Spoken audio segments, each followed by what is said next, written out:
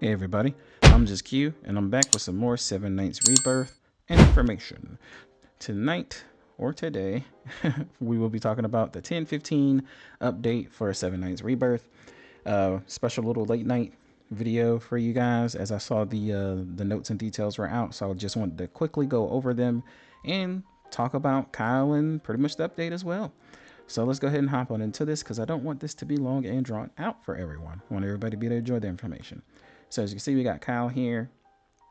Really nice art. Really do like that art.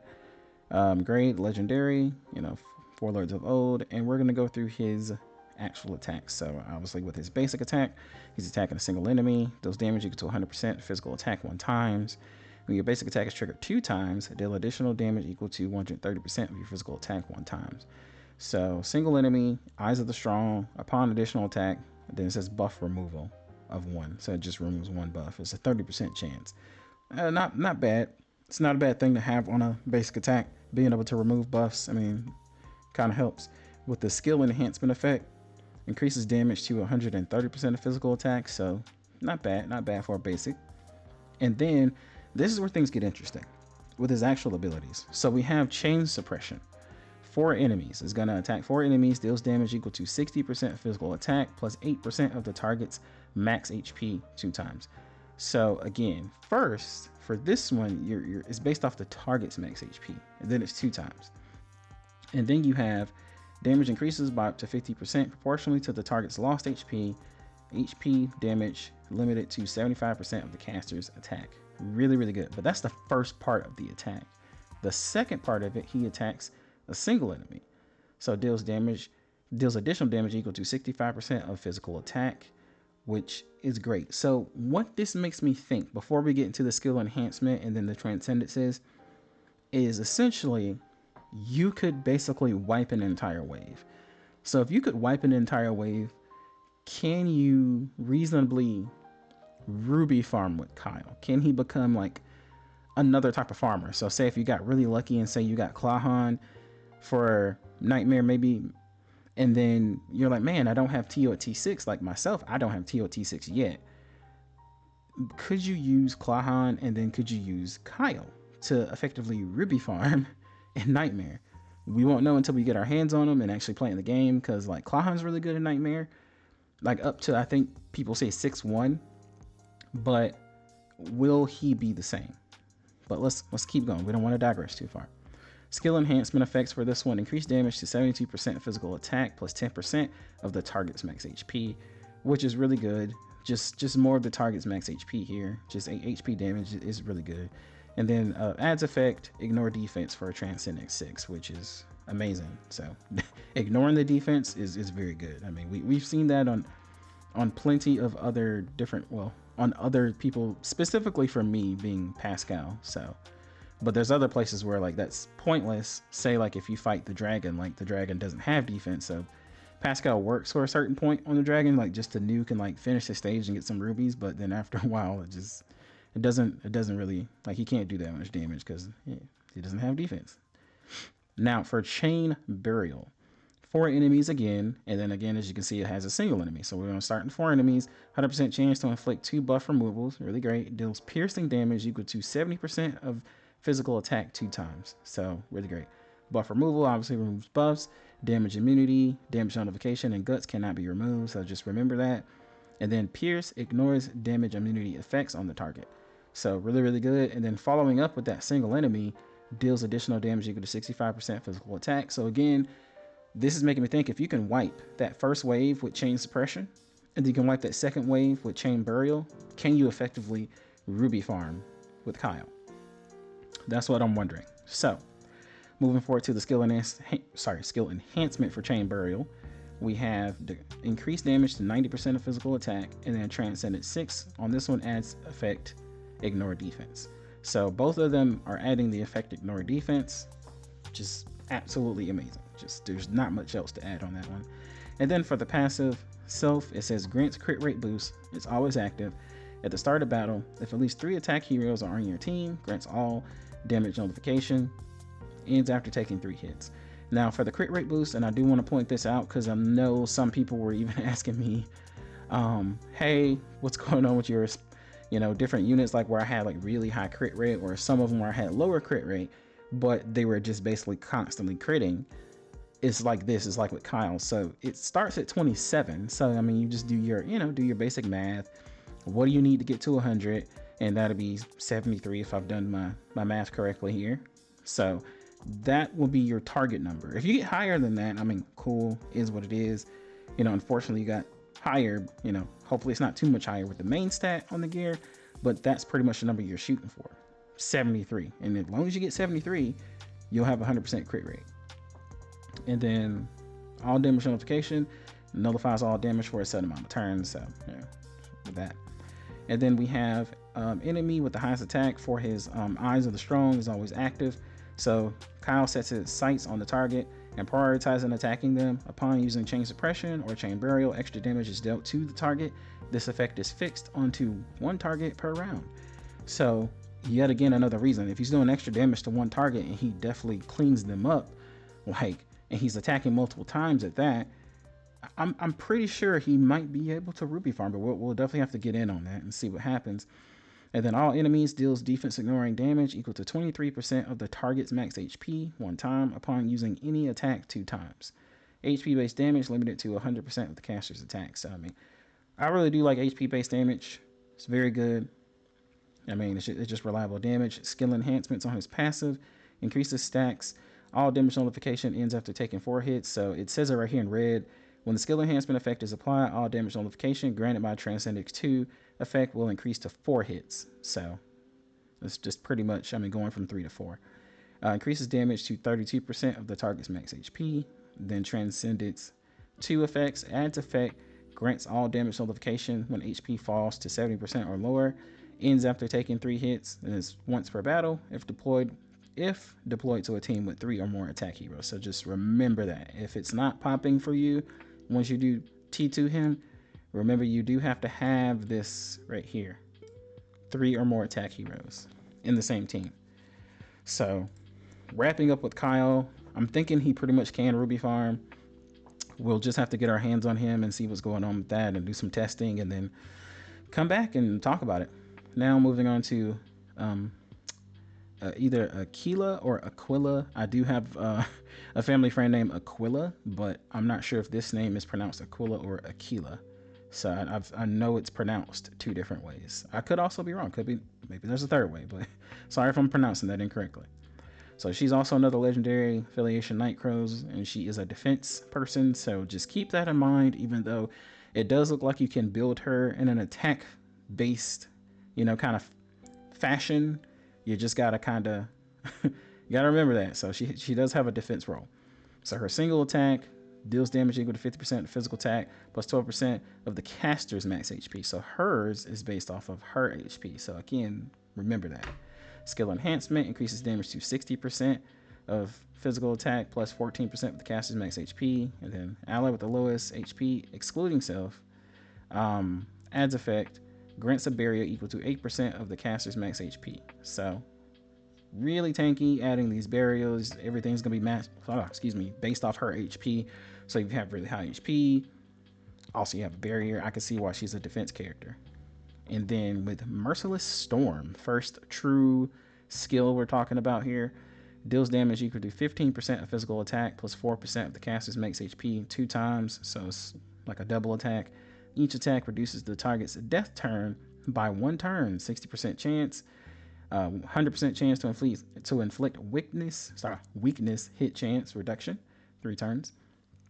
So we got some death stuff going on here. This is death turn reduction, obviously. I mean, we know reduces the death debuff duration, and then weakness hit chance reduction decreases weakness hit chance by 22%.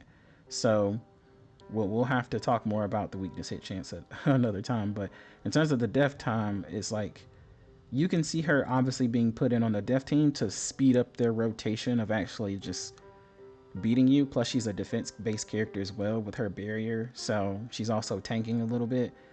I have some ideas. I'm pretty sure people can already see the ideas, so I'm gonna go ahead and throw it out there. But you put her on a team, obviously with 2 other people that are inflicting death. I would say the most hopefully free to play, and I say free to play but very lightly with the last one, which would be Chris, because I think he's a legendary plus But if you put him on your chessboard, you can get him really fast. So I mean, it's just kind of up to you. But Nox is also, I mean, because like you can just get him off of summoning just by chance sometimes. I think I got him just by chance on my free to play. Actually, on my main account too. But I mean, with him not being a legendary plus, it's feasible. It's feasible to get him. You can also get him from fusing as well. But if you have those two, then you have a healer, and then you also have another tank character, which I would recommend Rudy, with basically splitting up the damage. I mean, you have a pretty good team there. So, and you'll see it more as we move into her, which I don't know. Let's read. Did I read her? Let's see. Skill enhancement effects. Increases chance, death turn reduction rate 70%, and then increases effect weakness hit chance reduction to 30%. So just changing those percents right here. So 60% to 70%, and then weakness hit chance reduction right here. Yeah, hit chance 30%. So yeah, sorry, weakness hit chance reduction 30 is from 22%. Sorry. Now for the Shroud of Darkness, this is where you're going to see what I'm talking about in terms of adding Rudy, I believe it is. Yeah. So 3 enemies deals damage equal to 35% of physical attack plus 9% of the caster's max HP one time. So single attack, 35% chance to inflict death, duration 3 turns. And then obviously we all know what death is, but just in case we have any new players here, death target takes damage equal to 20% of the target's current HP every turn, instantly dying on the last turn. So target dies instantly upon reaching 2 stacks of death. There you go. Now all allies link. This is where I'm talking about adding Rudy right here. So she links for 2 turns, but then if you can time it right with your proper skill setups, and then you literally have Rudy link again, you're disseminating the damage on top of also having your healer. And if you're proccing death on the right people at the right time, say if they're running like a 2 revive team, but the 2 revivers die, they can't bring back, you know, the 2 revivers / healers. And pretty much it's a time-based kind of situation there. And then since you still have your healer, if you have enough tankiness, and then you also had healing and healing over time, you pretty much can beat them. So this is where the dev teams are going to start to make a little bit of a push in PvP, in my personal opinion, with the right team building. And I don't think it has to be the perfect dev team, you know, like I said, with all of them in there, especially when we're talking about someone like I think it's Rosie. Is it Rosie that has that other death effect? But I don't think you need one of the the full moon event people that we were trying to summon for. I don't think you need them. But yeah, you can definitely make a pretty good dev team from scratch if you're using her. And if you might even already have Chris and Nox. So I mean, you kind of have the basis of something here. So moving on from that, we have our skill enhancement effects. Increase chance, death chance becomes 40, and then adds effect link reduction rate of 10%. So just extra damage reduction there, and then death chance becomes 40. So 35 40, I mean 5% chance. But I mean, honestly, if you use like effect hit chance, that'll help you. But I personally would just make sure if she has HP, and I mean, maybe you can go HP effect hit chance, but it kind of depends on where you want to go in there. You can also use all HP just to make sure she's tanky, but it might need a little bit of work just kind of balancing between both of these skills, what she needs to just hit certain things and procs, and then what she needs to make sure her barrier right here grants barrier equal to 8% of the caster's max HP. Because like just keeping her alive is really good. She's a defense-based character. Again, remember that you can use all HP stats, or if you can't use both HP, because again, without me looking at the gear, sometimes I know when I look at my gear and I look at the main stat, some things aren't on the other side. So sometimes I have to go like 2 of one stat and then 2 of another stat for the other 2 pieces of gear. So you just gotta kind of remember that. But if we go all HP, then I recommend going all HP. Her barrier just be completely freaking bananas. And then on top of that, you'll literally have, again, if you have the link effect on her, then you have the link effect from Rudy. If you want to use my recommendation, I mean, her barrier is just gonna be there. It's just gonna be there. So for her passive, all enemies inflicts effect resist reduction. So this works 2 ways. If you're literally going to put the effect effect hit rate on her, so higher chance for her to hit her death, but then also again, effect resist reduction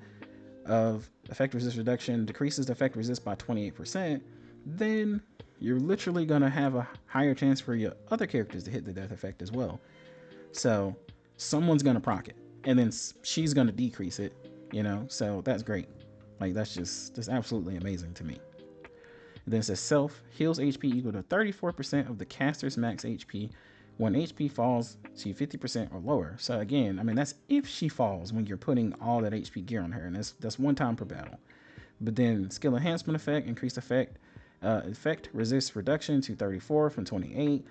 Transcendence 2 increases stacks HP, heals more times per battle, so just heals twice per battle. That's great. Then Transcendence 6 adds effect 10-second cooldown reduction when an enemy falls in battle. So this is the only one I'm not super sure on, because since we don't have cooldown tier, just as effect 10-second skill cooldown reduction when the enemy fall. Is it just all skills? And then on top of that, I don't know how good it is, because unless I've missed something here, I didn't see the actual like skill cooldown numbers. Like obviously when we're in the game, we'll see like 90 seconds, 84 seconds. You know, some healers have like 120-second on their cooldowns. You know, some crazy number. But I'm not exactly sure how high her cooldowns are and how like amazing that is to have. I know it's really great regardless in PvP, because I mean you're just getting more skill cooldowns, and for her that's good, especially if you're trying to like, you know, decrease someone's, you know, death counter. So yeah, right here. We'll just have to see, but that's it for Aquila or Aquila. So but both units seem like they have their place to be, so hey, really happy. Now we have the new story event, the Root of the Storm, struck down by heaven. New story event will be added in this next patch. Then it says through this event you'll be able to explore a new story for newly released heroes. Upon clearing the story and challenge stages, you will be able to obtain event currencies that can be used in the event shop. So pretty much the same as the last event that we had. We have a story, then we have event stages. You can farm for materials, stuff like that. So I mean, just keep that in mind. Make sure you visit the store, see what's going to be a priority, but keep in mind to be frugal with your keys if you are needing to farm for other stuff in the game. Just, you know, keep an eye on that and be smart, play smart. Adventure reward, legendary Kyle and legendary Aquila will be added to the legendary heroes list. Obtainable rewards from adventure normal area 7 or higher. So that means if you were to just randomly get a legendary, you need to be area 7 or higher. So just keep that in mind. And then they're also going to be added to certain tickets, the wish list, fuse random, crafting, materials lab. So Kagura will be added to normal hero and wish list. Kyle and Aquila will be added to the codex profile random crafting for 3 to 5 stars using hero fusion list. Some hero tickets and selectors will have Kyle and Aquila added. So just keep that in mind. So Kagura is getting added in there. And then here we go, the hero ticket and selector list. Now we also have 3 new costumes. We have a costume for Mercure, and I'm just gonna let you guys see that right quick. Yeah, and then we also have a costume for Colt. I know some people are using Colt in PvP, so pretty cool, pretty cool. Yeah, then some people, we also have Sylvester. Sylvester has a nice little costume, so not bad, not bad. So, the only thing I would say that is kind of unfortunate with the costumes is like, if you know you're going to be like doing a big summoning session for someone, you're like, man, I do want that costume. You got to kind of pick between the costumes sometimes, and you know, a little bit less summon, so just kind of sucks. But I think sometime eventually, as we play the game longer, maybe the coupon reduction or the timer, what I want to say, yeah, the coupon timer, you know, reduction for these costumes, maybe they'll come back. Who knows? We got some profile portraits that are going to be, you know, added here. So don't know who cares about that, but I just wanted to throw that out there. And then we of course have the new content for Guild Wars. So Guild Wars is going to be here. So they got the whole entire process added here, from the assembling time to deployment time, matchmaking and battles, calculations, reward. And I'm going kind of slow here just in case someone wants to go back and pause. So let me go back and go up just a slight little bit. You can pause right here just in case you do want to read everything. And then the last part is the reward part. So yeah, no need to go through all of that, but I will say there is a little thing down here that I do need to go over, a little snippet. Heroes, pets, and equipment used in Guild War attack cannot be reused. Now, the way that it's written makes it seem like if you went through like a certain battle, then you can't reuse it, but I'm thinking what they really are intending to say here is you can't use the same pets and like gear, like equipment on multiple different teams at the same time, if that's the case. But I don't know, I'll have to get in there and like see what they mean. But if you can't use the same gear and the same pets on like different teams when you go in, I'm not necessarily sure how that works. Like, I mean, if one round is over and you've already calculated, then I mean, I should be able to, you know, go ahead and use a pet or whatever. But they do give like some type of example right here for the equipment changes for some people, and you do need to keep this in mind. But we'll go down all these red little ones because they do give like really good tips. So besides this line, the save and defense team will also save equipment status information at that time. The information is saved based on the entire defense team, not individual team bases. So maybe that means like there's a really big team thing going on, which is why they're talking about can't be reused. So you can't, this is why I thought, you know, hey, I'm going to put my best gear on this person and another best set of gear on that person, this person. You can't just use the gear on multiple different people and they just have like a, you know, super amazing gear everywhere. I mean, that does sound fair. And then once saved, the equipment status at the time of save will be maintained even if the hero's equipment is changed. Only information related to the equipped status will be saved. And then right here it says changes due to equipment upgrades, sale, refinement, etc. are reflected in real time. So what does this mean? They gave an example. For example, if an equipped item assigned to a hero in the defense team is sold, it will be removed from the slot. So you just got to be careful what you're selling, what you're refining, what you're editing, you know, things of that nature. Just be very, very careful what you're doing because all of that's going to be reflected in real time. So I just did want to give those notes, you know, have everybody read over it themselves if maybe me reading them made you kind of not understand it. So yeah. And then here's the detailed schedule for each round of Guild War as follows: symbol, defense time, deployment time, matchmaking, battle, and calculating. And I do believe, yeah, it says it right here, it's going to be in UTC. So just remember to translate this to your time zone so you can understand. And I personally would like write it down somewhere. Like if you got a notepad or notes on your phone, translate it to your time so you know when that time period is going to start. So you can like, oh, okay, cool. You know, have it in your time period. Because I mean, having it in UTC is probably going to throw me off. Then they have system improvements. Basically, just the front screen is going to be changed to reflect the current event. And then they have some packs being added. 7K pass, which is kind of, you know, basically another little battle pass is going to be added. And then they have some bug fixes here. I'm going to let people see. Then it says an issue with some incorrect text displayed for apparently 6-star Sylvia's. Only soul skills will be fixed. Some UI changes and then others. So, but we have made it to the bottom. Very, very good. Very, very, very, very good. Alrighty. Now, coming up on the screen, we do have a reminder. Please do not forget after the update to claim your 4-star Kyle. Remember, they are giving us a free copy of Kyle, so this does help everyone get to experience Kyle and all his greatness and awesomeness. At least what it looks like it's going to be based off his skills. So don't forget to claim that coupon. I will be posting this on my Reddit page as well for some of my people over there. It's like, hey, I think we might need a reminder because I posted all the codes and everything over there. So just don't forget to claim that Kyle after the maintenance is over.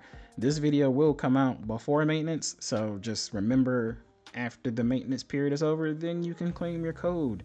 If it doesn't work, then I would say try to make sure it's like after 12 because I'm on Eastern Standard Time. So try to make sure it's after 12. But they did say after the maintenance was over. So for me, it says maintenance should go from like 7 p.m. to 11 p.m. And if they are done at 11 p.m., it'll be before 12. So, but they did say after maintenance, so it should work after the maintenance period. So, just don't forget to claim your Kyle. Don't everybody forget about that. But hey, I hope everybody liked this video, liked us going through both of the new heroes that are coming into the game or new characters.